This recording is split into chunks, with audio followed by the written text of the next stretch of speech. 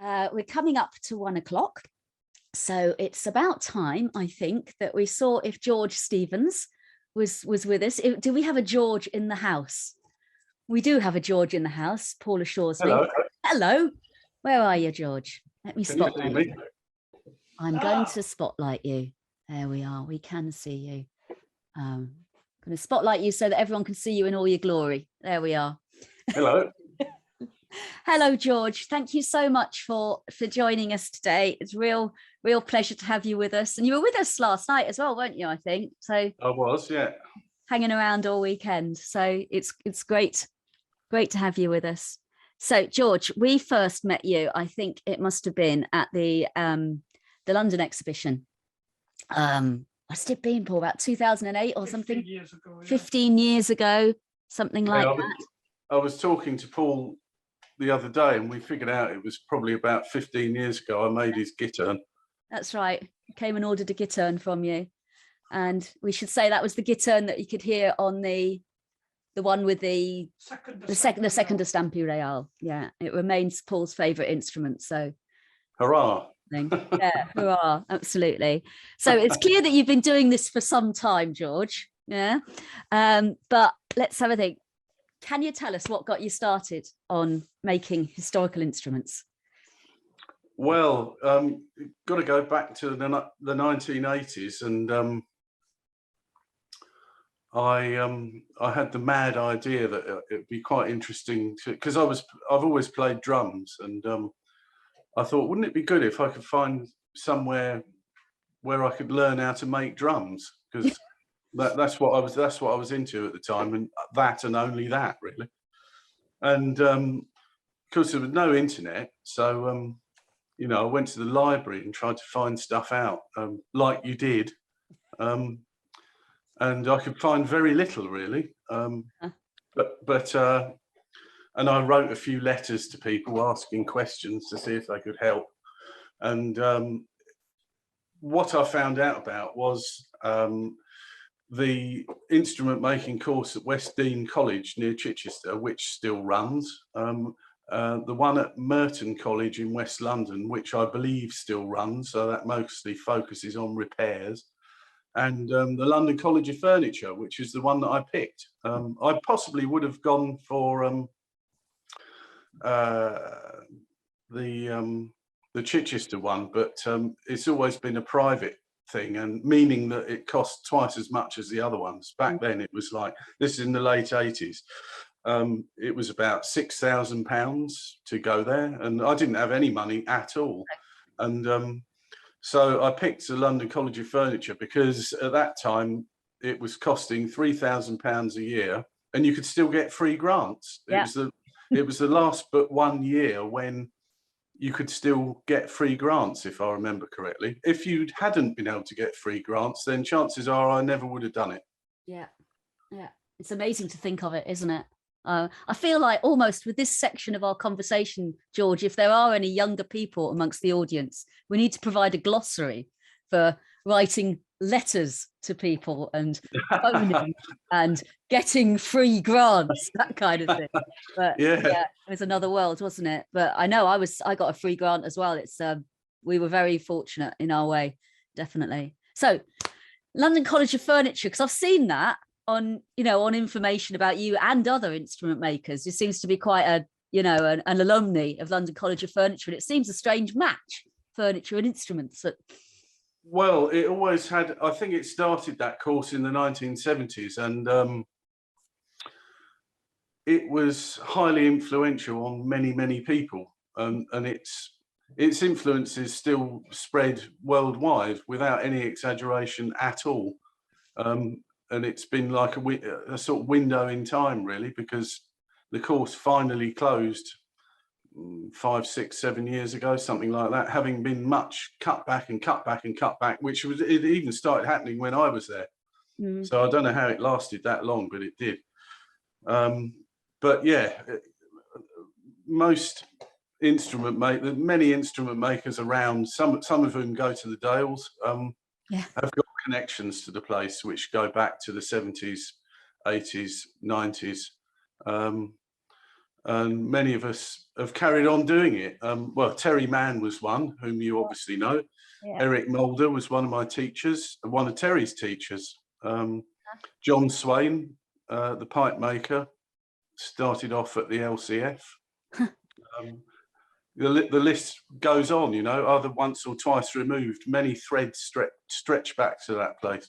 Yeah, it's all you think that was all part of a really great free higher education setup. It really has spread its influence far and wide. So what did you actually do there? Did you learn how to make a variety of instruments? Did you specialize in one particular area, or? Right. Well, at the time, I had for some time I'd had cassette tape recordings of. I had cassette tapes. Not wax cylinder then, but of well, some of it was certainly David Munro, and I forget what the other one was, possibly the New London Consort. I can't remember. Oh, songs from Terpsichore, that was it. Right. And I mean, this is Renaissance stuff, really, but it piqued my interest, even though at the time I was just coming out of being a dyed-in-the-wool heavy metal fan. Nothing wrong with that, George. Which I kind of still am, really. Good, but, you know, I like many other things as well, and I sort of gained a slight interest in early music, and I thought, well, you know, the idea of making drums sort of didn't go anywhere really, but I found out about these instrument making courses, and so I selected the early music instrument course at the London College of Furniture because I thought oh, that would be interesting. And here you are. And here I am, yeah, sort of 32 years later. Well, interesting, it certainly was. I mean, I didn't really know anything much at the time. I'd done hardly any woodwork at all. You know, I really didn't know anything at all. So when we went for interviews and such like, all I had to show them was a sketchbook that I had with sort of like wacky sketches in it and things like that, trying to show that at least I had some aptitude for artistic things, you know. Yeah. But I hadn't made anything at all. I really knew nothing. I didn't have any tools, nothing. So it was starting pretty much from scratch. Amazing. Yeah, and the first instrument that we were instructed to make was a gittern, was the hands-ot gittern. Right. If you look at the shelf behind my head, yeah, there it is. That is the first instrument that I made, the first gittern, which I'll hold up to the camera in a minute. Yeah, lovely. Still got it. There it is. And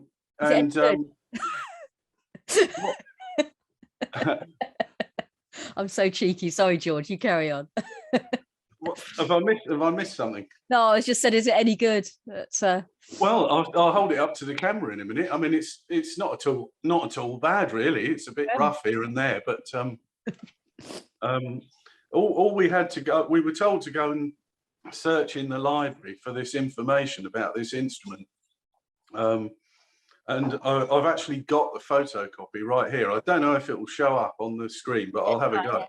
So all we had was a short paragraph of measurements and these three grainy pictures of the hands-ot gittern in Eisenach, and here it is. That's what you had. Wow. That's all we had. Yeah. And it's from a Lute Society article from the 1970s called Lute Making in the 15th and 16th Centuries by Friedemann Helvig. So that's where it all started.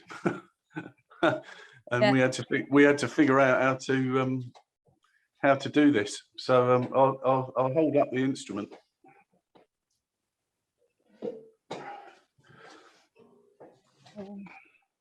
Wow. That's your first instrument. This is the first instrument. Wow. Well, you started off pretty well, really, didn't you? That's amazing. Yeah, but ask me how long it took to make. How long did it take you to make, George? Well, it was done on and off over the space of a whole year. Right. Um, It's beautiful. So there it is, and inside is my label that says 1990. So it was started in 1989 and finished in 1990. Yeah. You must have felt well chuffed when you finished that. Yeah, very much so. I mean, it's perfectly playable. It's got a string missing at the moment, so. Right. Oh, you're not going to let go of that one, I presume. Yeah. No, the first. I've also got the first Gothic harp that I made. Again, it's okay. It's not bad. Somebody offered me after I'd left college and we moved to Cornwall, and I had literally no money still, and I was trying to sell it. I think it was for about £1,000, and somebody offered me £800 for it, and I said no. I've always won, and that's really hard to do when you haven't got any money. And I often wonder whether it was a good idea, whether should I have sold it or not, but I didn't anyway, and I never did. I've still got it. Yeah, I'm glad you. Yeah, I bet you're glad you've held on to it now. Anyway. Well, the thing is, when you make these things as a novice, you don't realise. You think, "Oh, brilliant! I've done that. That's excellent," but you don't realise that you've just scratched the surface. It's difficult to elaborate on that, really, but you can't expect to make something brilliant when you've just made one of it, especially when effectively you're still kind of learning how to use tools. Yeah, absolutely. I mean, that's what's amazing with that guitar. If you say you'd never really handled the tools before, you never made an instrument before. Well, that's why it show. Yeah, it doesn't show. It looks amazing. That's why it took an awfully long time, because it was interspersed with doing other academic subjects. We weren't in the workshop all the time. If you go to somewhere like West Dean, then I think you are pretty much in the workshop all the time. And it used to, so I did a national diploma course initially, and that included all these other. I mean, none of those sort of courses exist anymore, but at the time it was a bit like the equivalent of doing an A-level or something a bit more advanced than that. Yeah. And I found it all pretty easy, really, but the amount of time it takes to actually do the making cannot be underestimated. It's extremely time consuming, and when you're sort of trying to gain confidence with it, that's why it took such an awfully long time. First of all, you have to learn how to do mundane things like sharpen your tools, and we were given blocks of wood and told to plane them square and things like that. And you think, oh right, okay, but it's so difficult to do that accurately. Yeah, I bet. Yeah, absolutely. So did you? So yeah, sorry. No, you carry on. But did you end up focusing early on the instruments that you've stuck with that are very much your range now, or did you? Well, yes, is the short answer. Yeah. When I was at college, I just made plucked it. We were supposed to make something plucked and something bowed at the very least, right? And then, you know, whatever else we fancied doing within that sphere. And but I never made something bowed, and I still never have. I've just always made plucked instruments, so I've kind of stuck with it, really, because as time goes by, you realise that you've got to try and focus on something to get anywhere near learning how to make them be good. It's one of those things where the more you learn, you kind of feel the less you know sometimes. There's so many variables. Sure. And people haven't really asked me to make bowed instruments, and I never really have. I kind of intended to. I've got a drawing for Lemessi, the Stradivari violin Lemessi. And I've got one or two other bowed instrument drawings, but I've never made them. Oh And well. these days I just try and concentrate on what I've become good at, because I have to try and make a living. No, and absolutely. Yeah. and you know, when you're doing something new from scratch, you've got to, you know, make all the drawings, Yeah. make the mold. There's a lot of preliminary work, and it's extremely time consuming. And A I lot of just time. don't really, Yeah. No I return. I don't really have the time to do that anymore. No, that's you don't need to though, do you? I mean, But yeah, there's plenty of other people making good makers, making bowed instruments. So it's not like you can't get them. You can. absolutely. Yeah. So your range is guitar, lute, of Yes. course, primarily Renaissance lute. Do you make medieval lute, George? Well, it's again, if somebody asks me to make one, I'll do it, and I keep wanting to do it, but I just haven't had the time. And it actually, a guitar is a medieval lute, Yeah, but I know when you say medieval lute, I know what you mean. yeah. And I've had one on the drawing board for a few years that I really want to make, and it will happen at some point. But I'm not exactly sure when. What I'd like to do is make one with a hollowed out, you know, transitional period, which is a bit like the, you know, sort of 1500 date guitars. There's no reason why you couldn't have a medieval lute with a hollowed out body, and then also make some with separate built up ribs as well for comparison. You can only ever learn a certain amount by, like I said earlier, making one of something. You've got to, you really need to make lots of them, and see what slight differences affect what and where. How many guitars have you made? Do you know offhand? I do know, yeah. Well, I've got some of the next ones here. Right. Oh yeah, brilliant.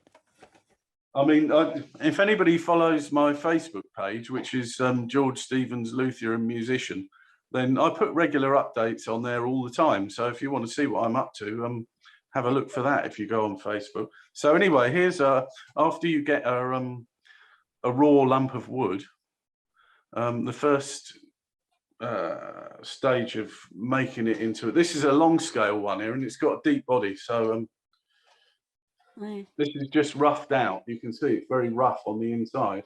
Big spoon. Yeah. Yeah, they're just like a big spoon. Ignore this. Ignore this. That's just there so to help me hold it while I'm working on it. But yeah, there it is. So it's, as you can see, the outside of it's very rough. I've just hacked at it with a spoke shave to get the basic shape. And then the next stage will be, It's very Blue Peter moment, isn't it? yeah, yeah. I've got several in the workshop at the moment, because I'm trying to get them ready for bringing up north later in the year. So this one is a lot more finished. You can see the outside of it is all nice and smooth. Yeah, beautiful. And that's all one piece of wood, like the other one. Yeah, yeah. So deep. That is Paul's very deep body there, yeah. These are much deeper than I usually make, because I never usually have wood available that's this deep. So these are 4-inch deep bodies. Normally I make them about 3. Yeah. So again, this is something that I haven't done before. So I'm still learning, and I always will be, because you have to do things to find out. So these will be numbers 49 and 50. Right. Okay. 50 guitars. 50 guitars, yeah. Brilliant.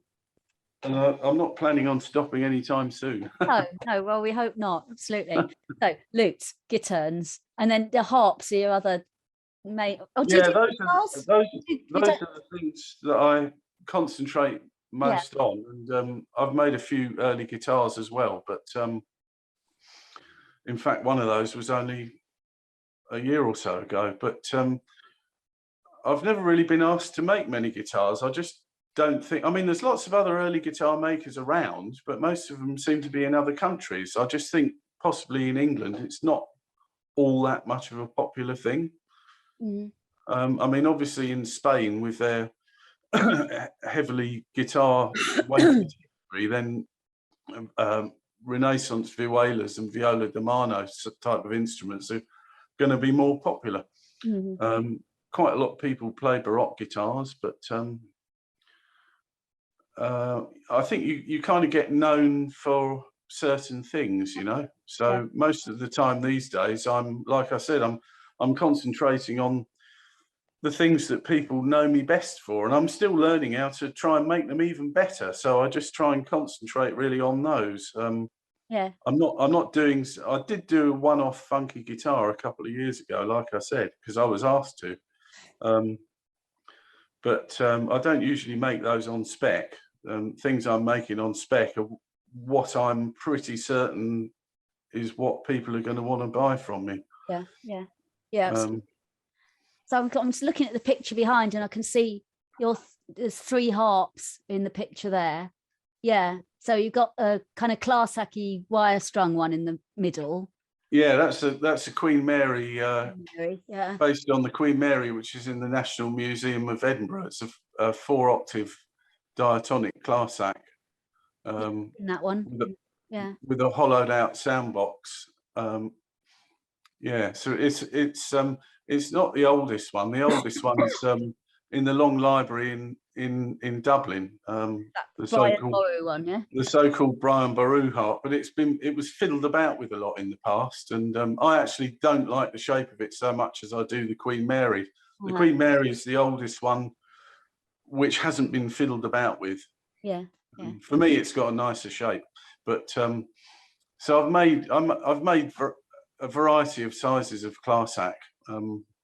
Yeah. But these days, with all that we've got now, do you would you go and actually see the Queen Mary? Have you managed to get your hands on it? Have you done measurements? Do you do any of that? Can you do any of that now as an established maker? And I don't know if you can do it now. I expect you could if you rang them up. But I went up there and took some pictures of it years ago, in the early 1990s.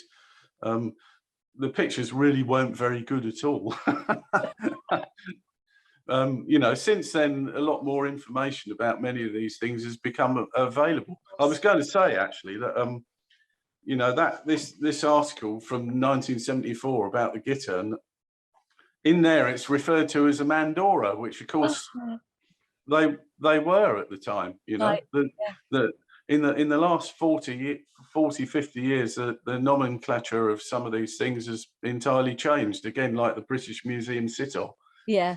It used to be called the Warwick Castle Guitar. Yeah, absolutely. And you still there's still some places online where you still see it called that, but it's mostly it's been updated now. Yeah. Have you made a sitar? I have made 1 or 2, yeah, and I might well make some more. They weren't based on that instrument. I mean, 1 or 2 people have asked me to make, would I make that in recent years, and I've said yes, but it would be expensive, and you know, sometimes the price puts people off, but it's just being realistic. Yeah. It's cut from a 5-inch piece of wood. That instrument, 5-inch deep piece of wood. I mean, it's boxwood. I mean, there's no way you'd use that now, even if you could get hold of it. Yeah. The amount of time it must have taken to make that instrument out of boxwood would be phenomenal. But of course, at that time, they had time.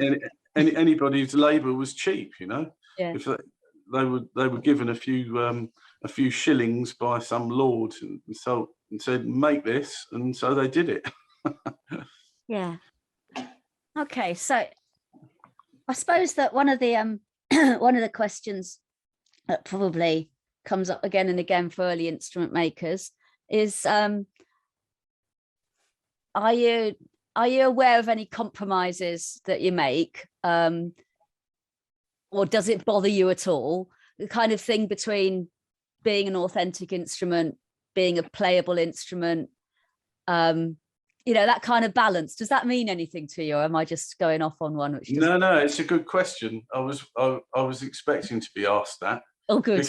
Because I mean, as people, you and Paul, as people who have been sort of interpreting early music for many years, you know full well that there's always going to be many compromises, because a lot of the interpretation is your own, and it can be nothing but that, because we have gaps in our knowledge about how things were done. So you have to use informed speculation to fill those gaps.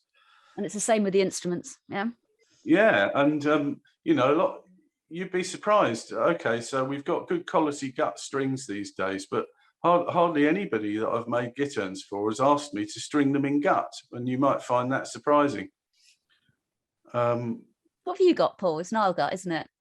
I've got a mix of nylon and nail gut. Nylon and Nile gut, yeah. Right. Yeah. See, Paul's instrument, I strung that in nylon at the time. I mean, I was always using nylon originally, but I use more of a variety of strings these days. But they're all well, I do use gut. If I'm asked to string one in gut, I do. But most of the time, I'm not. So I use modern artificial strings.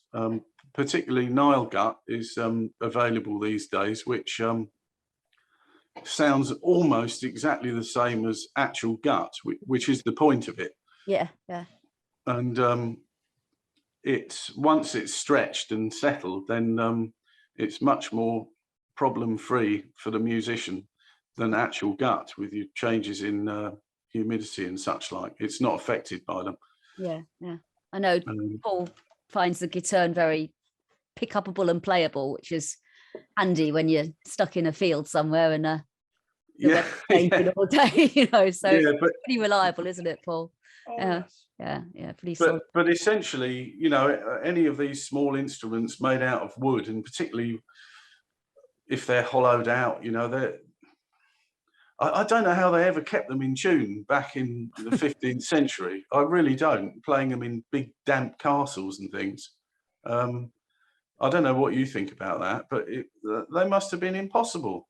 No, I know. I always say, when you've got this image of the old medieval minstrel strolling through the forest with his lute on his back, and meets a pretty girl and sings her a song, he'd have to say, "Give me 20 minutes, love. I've got to tune it up first." So it never work. Yeah, you've always got this. There's always been a running joke amongst lute players about they spend 90% of their time tuning up and the other 10% playing out of tune. But if you're using them outside, it's always going to be a challenge. But a lot of lutes, they just got badly fitting pegs. Any sort of peg tuning instrument, wooden peg tuning instrument, they really need to have properly fitting pegs, and you'd be surprised that so many of them just simply don't. When I'm setting them up, new instruments, I spend a long time on that part. Well, a long time on all of it, but particularly setting up. You can't scrimp on time. It's not worth it, because I don't want to get the instruments back. I want people to receive them and like them, and not have to do anything with them at all. Preferably never, except change strings and gut frets. So you really have to spend as much time as you can on setting up the pegs. Marguerite, one thing which I have to say hadn't occurred to me before, but one thing might be they probably didn't have the temperature or humidity extremes that we have between being indoors and outdoors, and that is something to consider, isn't it? They didn't have, with our central heated environments, and then our instruments are subjected to bigger changes than maybe they would have been back then. Yes, perhaps you're right. Yes, the worst thing for instruments is a big rapid swing in humidity.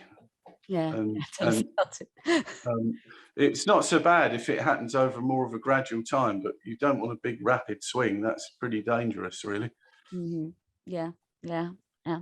Excellent. Good. So that's I kind of thought that would be your approach, but it's good to hear. Yeah, I mean the main thing is modern strings, really. That's the main compromise. I mean, I use a mixture of glues. I use traditional hide glue, animal skin glue, but I also use modern glue for some jobs. I've tried both. I've tried various glues for various jobs, but actually for many jobs, if not all, you could argue, the traditional animal glue is just as good, or for some jobs even better. Stinky though. Sorry? It's very stinky. Yes, it smells, well, when it's in its dry form, it smells a bit like fish food. Yeah. For people who keep tropical fish, they might know what I mean. I, But when you heat it up, it doesn't right. really have much of a smell. But as vegans, I don't know what you feel. You see, there's the thing. If you're vegan, are you gonna mind about having an instrument that's made at least partially with rabbit skin glue? Is No, that going to be? I don't. No. Um, Some vegans would, you know, they wouldn't want to have anything at all, but I don't really trouble about it because I like the well, you know me, I like the authenticity aspects of things, you know, so yeah. So I don't think any of us really make anything that's truly no. authentic. Well, very few anyway. I mean, most early bagpipes these days, not all, but most use plastic reeds. Of course, you can never see them, so no one's going to be any the wiser. But because they're just so much more trouble-free. Yeah. Not everyone is using plastic reeds, but most people do. The thing is, you want the instrument to sound good at the end of the day, and if it's going to sound poor, then what's the point of it? So Yeah. that's the compromise that you have to make. Yeah, absolutely. So we've kind of found out what you're working on at the moment. Is it the two deep bodied guitars? Well, I've got 5 on the go at the moment. Right, okay. But I've also got a load of harps on the go at the moment as well. Again, I'm trying to get as many things. I've got a couple of orders to work on, and otherwise I'm making things on spec to bring up to the castle later in the year, because it takes me all year to do this, you know. Sure. If you go, when you see the other, like the recorder makers and such, like, they seem to be able to turn out tens and tens of instruments every year. Yeah. It makes me wish that I'd kind of learned how to make recorders, really, but because the things that I make take ages. I can't make very many of them per year, so You I can't just never hang have. them in a bag either and take them up on a train or whatever, can you? Either you gotta... No, they all ideally need to have a case. You need to fill the car up with them. It's a load of aggro, really, and they take months to make. So all the time I'm making those, I'm not earning any money, and I just have to hope at some point they will sell. Touch wood. Well, They always do. Sometimes it might take longer or shorter, you know, but until I sell one, I haven't earned anything. No, that's the way it goes, isn't it? Still, Yeah. They look great on the stall at Medieval Music in the Dales, and we're pleased to hear that you sell a few and get commissions from being seen there at any rate. So that's what it's all about, isn't it? Yeah, I'm just coming up to not far shy of 300 instruments now, so it'd be good to get to 300 instruments, really. It would, yeah. 50 guitars and 250 random others. Yeah. Yeah, most of them have been harps, actually. Yeah. I've made 50 odd lutes, but I've made mostly harps. Again, you'd struggle to make a living out of any of these things individually, as a one-person setup. I've found that I've always had to try and make a variety of things to just to make ends meet, really, because you know there's not enough of a market to concentrate on any one thing unless you're really lucky. Yeah. Well, we're trying to spread the love for medieval music. You know, you get more customers for you, George. Yeah. Something anyway. Well, yeah. Yeah, I've certainly got some good business up at the castle. Yeah, so that's been really good. Yeah, it's lovely. Right, I think I've got a couple more questions for you. Oh, I am awful, but I thought you sent me some photos, so yes, I share those and maybe just talk us through a little bit what we're seeing in the various photos from the workshop, because I should say to people, we weren't able to go and do a tour of the workshop with George because your reception's just too rubbish out there out the back, isn't it? So yes, it may have worked, it may not have, it may have cut out, so it wasn't worth the risk, really. no, but I'll get the photos up. It will. Knowing me today, this might take a moment or two, but we'll see how we get on. Rightio. Slides as virtual background. That looks positive. And George's pictures. All right. And I'm going to turn off my video. There we go. 3 gitterns. 3 gitterns, yes. So are they all hands ops, as it were? Is that Yeah, yeah. Yes. I should. Well, again, there's plenty of information about all this stuff on my website, but I know there is, George, but you can tell us about it. I will, but I just have to get the plug in, obviously. So we put your website in chat as well, so that's good. I'm not actually. What's quite important about the work I do is that it's evolved over the years. I've never actually directly copied the hands-up gittern. Yeah. It was a starting place, but over the years I've tweaked the design here and there, and I've got several templates that I've made of them over the years, and the one that I always use now was the one that I thought was best, that I settled on. But I've got several different templates of the top of the plan view profile, because, as you know, there's between around about 1300 and 1500, there are many depictions of gitterns in manuscripts, in carvings, etc.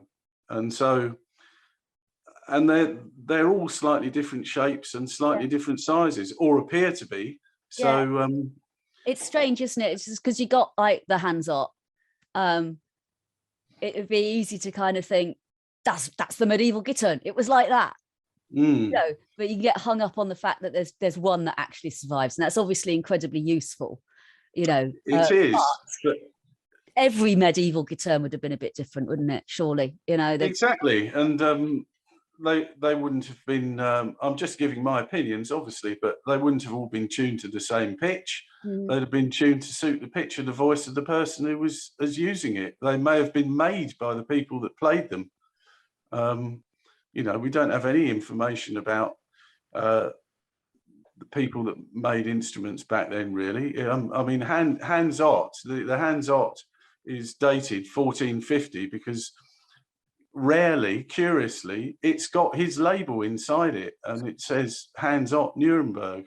And we don't know the exact date of it, but we do know that Hans Ott was active in Nuremberg in the middle to 3/4 way through the 15th century, because he appears in the town records. Right. Okay.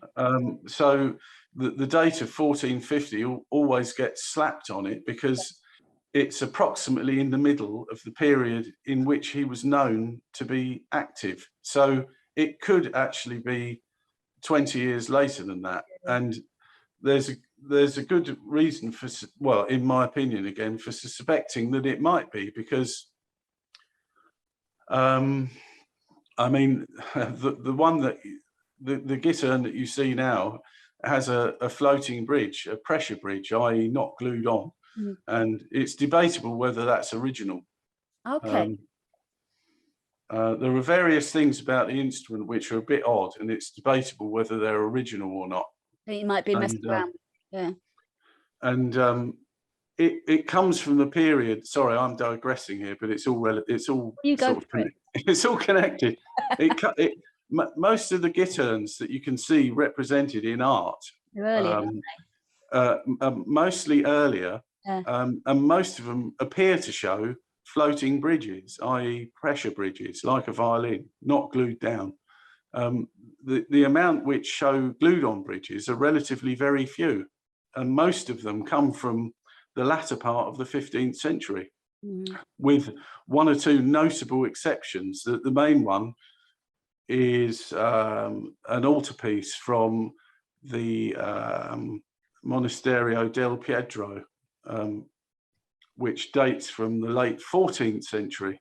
You can find pictures of that easily online, and the decoration is excellent. It shows 8 or 10 musicians all playing different instruments of the period, and there's included a small lute and 1 or 2 different guitar-like instruments, and they appear to have glued on bridges. I mean, for me, they are pretty much definitely glued on bridges, but of course we can't know for sure, and those are coming from a whole century beforehand, so it's a bit of an anomaly, really. The reason I usually do a glued on bridge is simply because I think they sound better. Okay, yeah. A bit more stable tuning. Well, I mean, I don't know about stability, but the way that the pressure of the strings is acting on the soundboard in a totally different way. And I just think you get a better tone. Again, that's just my opinion, but I've heard some guitars with pressure bridges, floating bridges, which, not to put too fine a point on it, they just sound pretty awful. I'm not saying all of them do. Yeah, okay. Definitely not. Some of them sound great. Again, our friend Hugo, who sometimes comes to the castle. There we go. Yeah. I mean, I think his guitars are excellent, and he always uses He's got the pressure bridge. He always uses a floating bridge, for example. Yeah. Okay. Right. So I'm sorry, I digressed totally there. What were you going to ask? Fascinating. It's really so anyway, because you know this instrument better than anybody, and you've done so much research on it. So it's fascinating. Well, the roses. Do you do the roses yourself, George?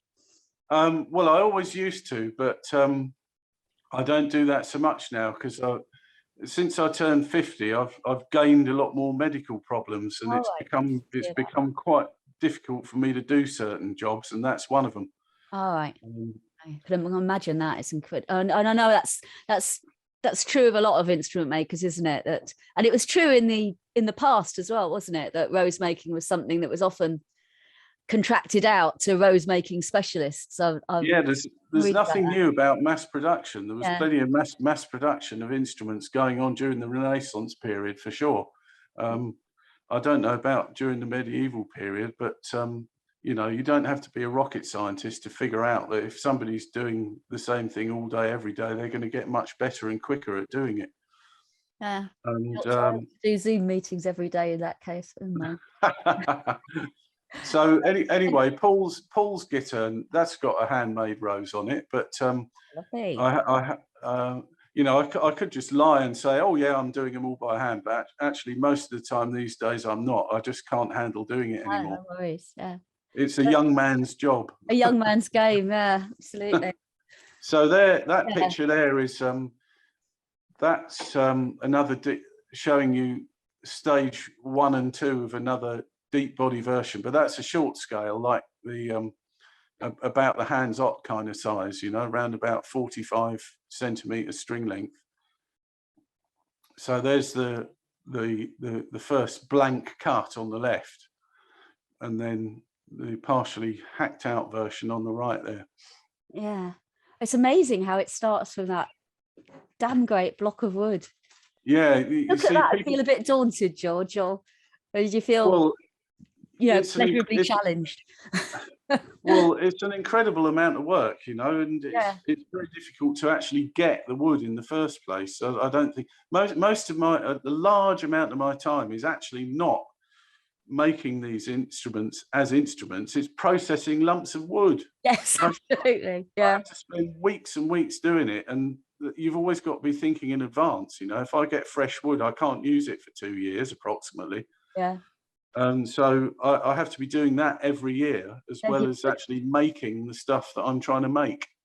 So on the left, in these pictures, on the left, you've got one corner of the workshop there with loads of shells of different cuts of different woods. And then at the top, which I thought would be interesting, is a load of tubes. There you can see the ends of the tubes with different drawings in, plans of instruments that I've experimented with over the years. All these instruments come from a plan. You start off with a plan on paper, and you make templates for certain things where and if you need them. And all those are preliminary jobs, which I don't think anyone who's not involved in it, they don't even realise it's a thing. It's none of it's work that you ever get paid for, really.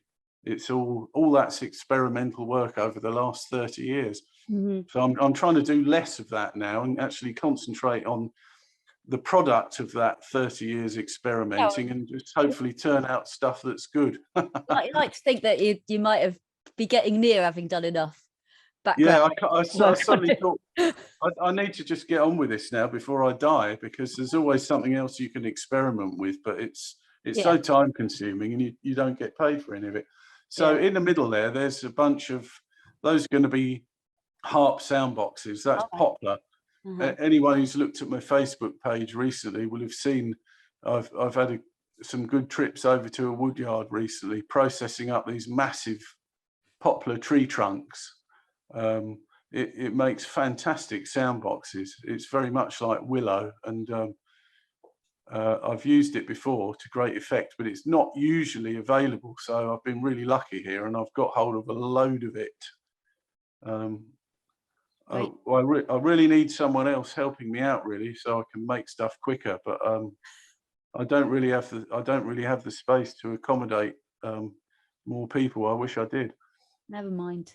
And is that one on the right? That's the wood with a natural bend in it. Yeah, I sent that because, again, I'm sure that makers in past centuries, well, I know definitely that they do this for building buildings and still do. So there's no reason they wouldn't have done it for instruments. If you've got a tree with a natural curve in it, like is shown there, then you can envisage how that would really easily be used to make the curving four-pillar of a small harp. And because the tree has a natural curve, that element is going to be way stronger than if you cut it out of a straight piece of wood.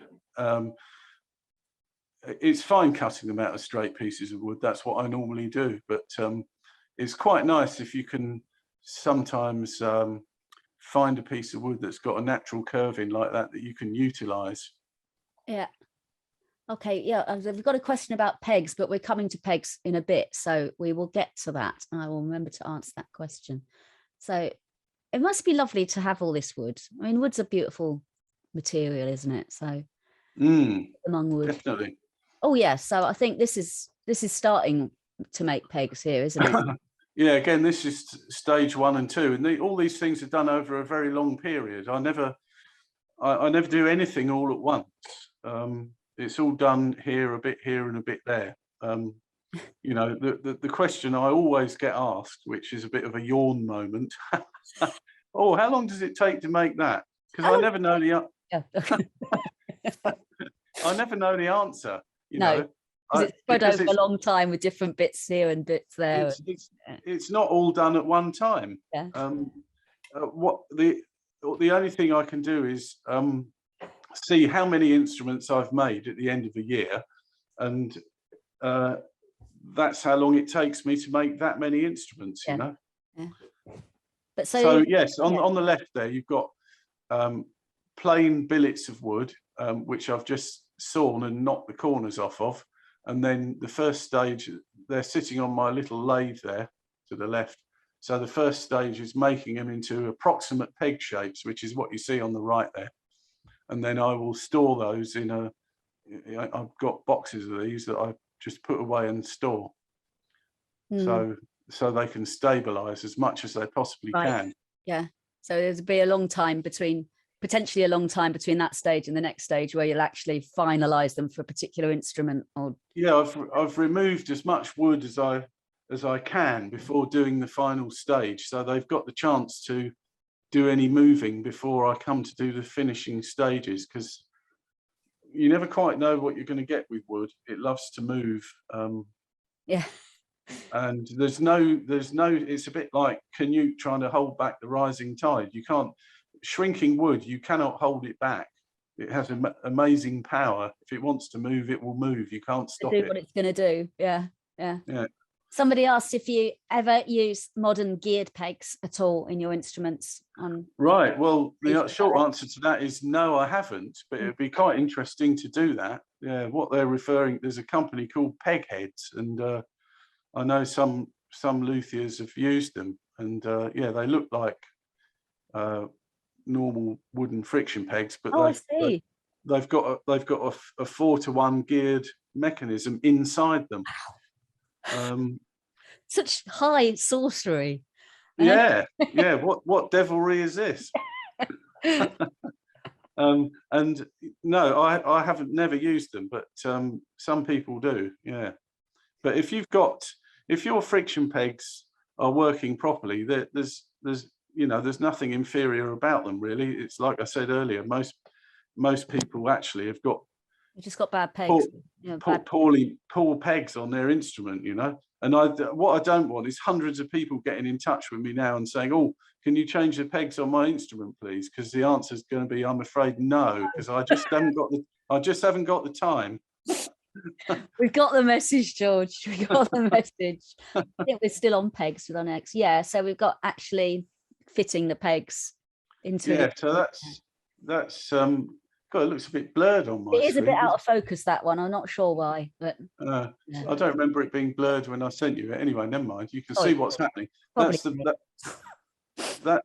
the peg box of the guitar there, and I'm coming in on the right hand side with a reamer, which is the tool which has a series of fluted fins around it, which is how you make a parallel pair of holes into a tapering pair of holes to fit the tapering shaft of the peg.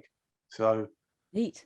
And I've got a piece of tape tied around it there, which is my rudimentary depth stop. So that tells me when I want to stop. Oh, yeah, it's cunning plan there. Yeah. Yeah, very, very low tech. Most of my solutions are very low tech. I'm a bit like that, really. So, and those pegs, I've dyed them black as well. Mm-hmm.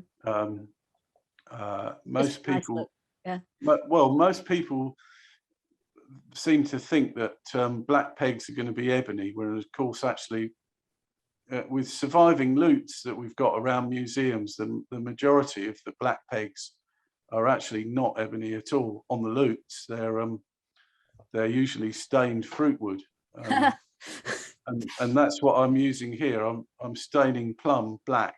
Plum is one of the best woods to use for pegs, because it's been shown to show very minimal movement in service.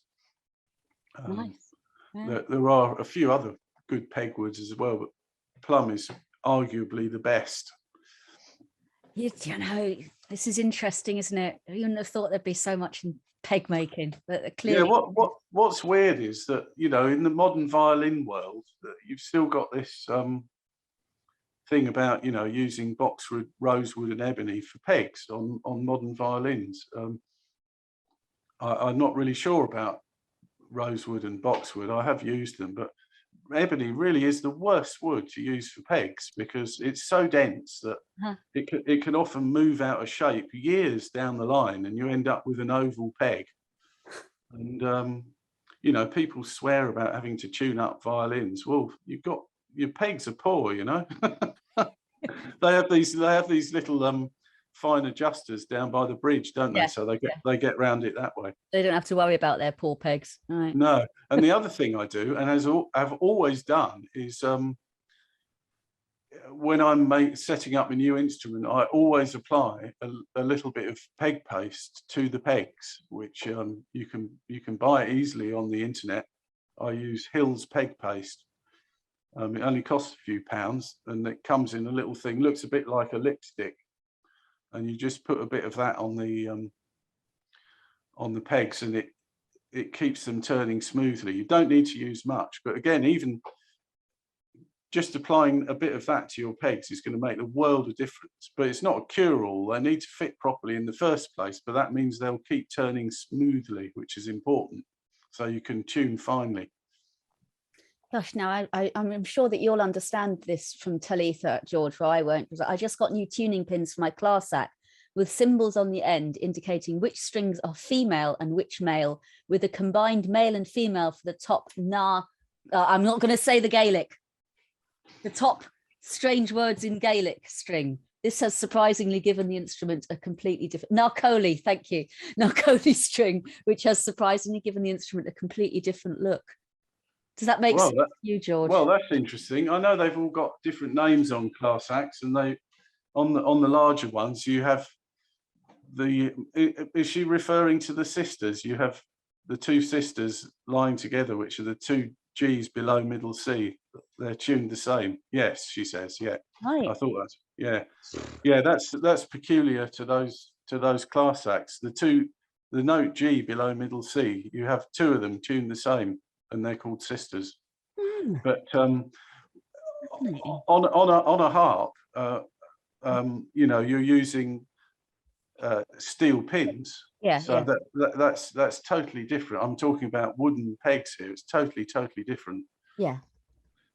Again, on original early harps, they would have been using wooden pegs a lot of the time, and probably bone, but they certainly use metal as well, because some even exist from 1,000 years ago. Some have been found, which are undoubtedly metal tuning pegs from an instrument, and the archaeological dig was, you know, it was 1,000 years ago.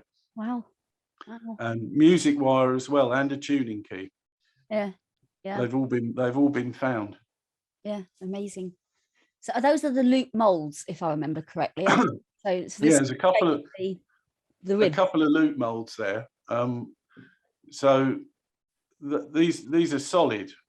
So it's a form. I mean, milliners make hats on a solid mold like this, and it's hat shaped. So I've got the same sort of thing here, which is shaped like lutes. And you've got steaming and bending the ribs over them, or? Yeah. So you use heat to. I don't usually steam them because lute ribs are so thin. You don't need to, but you heat the wood up and you gradually coax it into the shape. It's not a particularly quick process. If I usually make two lute backs at a time, because while I'm gluing one rib to the mold, I can be working on a rib for the other mold. So I'll go alternately backwards and forwards between them. So typically I might get 4 ribs done during the course of a day, you know, 2 on each. Oh goodness. Yeah. Some people, I remember my workshop teacher when I was at college, he said the most he'd ever done in a day was he'd managed to do 13 ribs in a day. That it must have been a long day, but that's some going. That's really fast working. That's a statistic to remember, actually. That's how long. How many lute ribs can you do in a day? Yeah. Have a lute rib off one time. Yeah. And we have no instruments here. At the front of these molds, you see there's a flat section, and that's where you fix a block of wood there, and you continue the shape of the mold down onto it, and that's going to be the neck block which joins the body to the neck.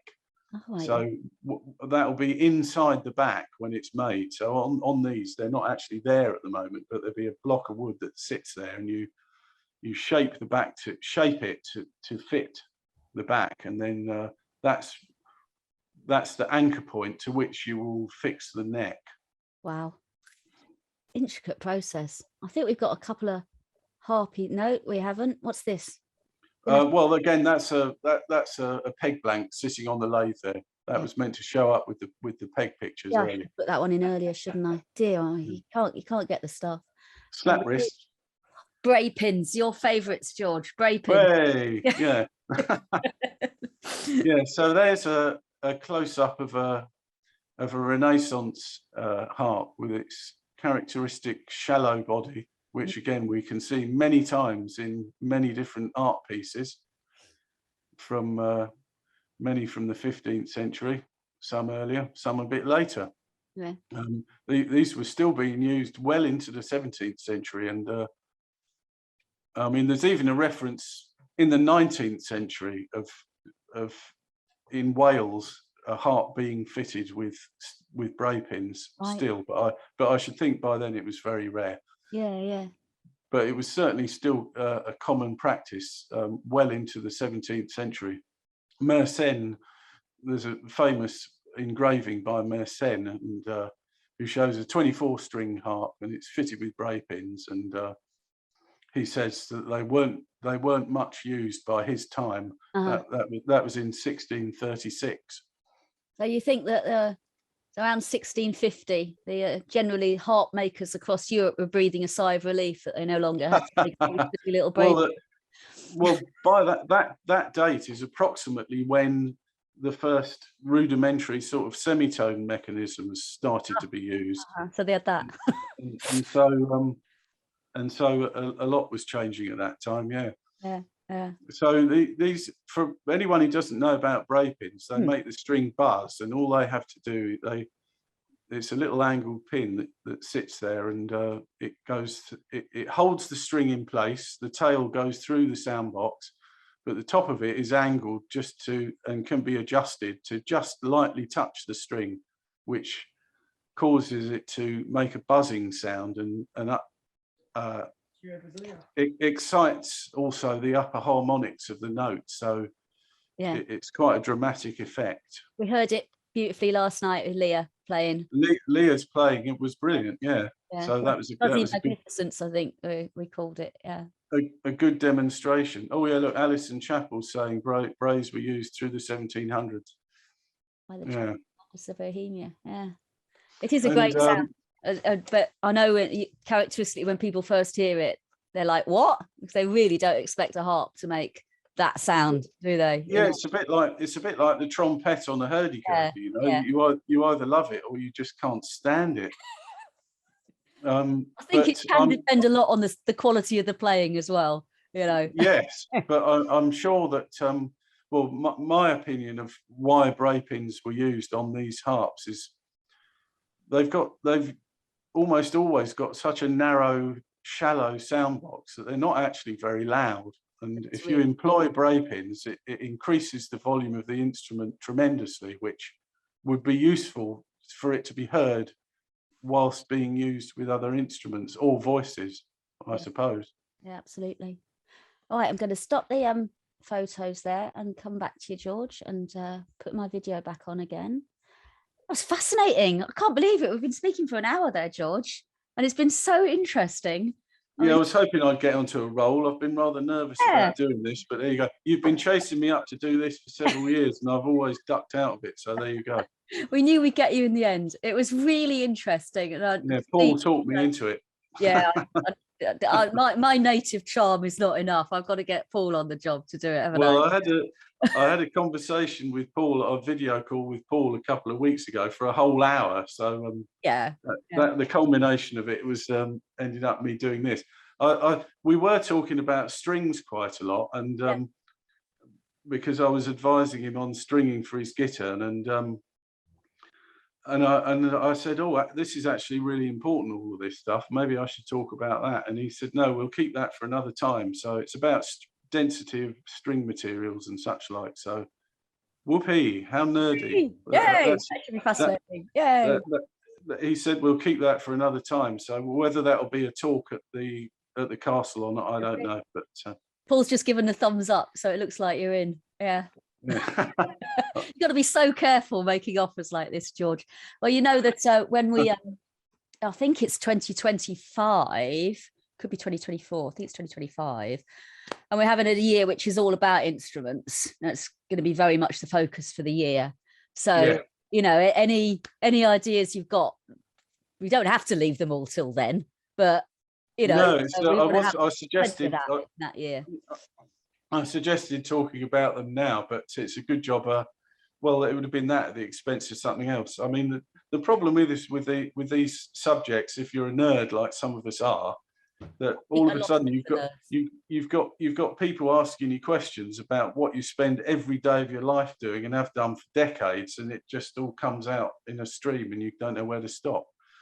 A general consensus, Margarita speaks for us all. I think I'd be interested in such like nerdery. So yeah, well, I know that you're a top nerd, so yeah, we all are. We all are. Thank you so much, George. I'll leave you to enjoy the rest of your Sunday. Well, you've got another Zoom later on, haven't you? So I'll leave you to get ready for that one. Yeah, we've got to do another one at 6 o'clock. It's been lovely to have you with us, George. It's brilliant. And well, great to talk to you. I didn't get to answer anybody's questions, but hey, you know, I have to wait until another time. I'll put a couple in. If they came up, I was putting them to you. But if we get any more, we might get some subsequently. I might drop you an email or something and get some answers back or whatever. You know, we can do that, can't we? We can sort that out. But no, it was great, George. Absolutely fascinating. And we will see you in September, if not before. Yeah.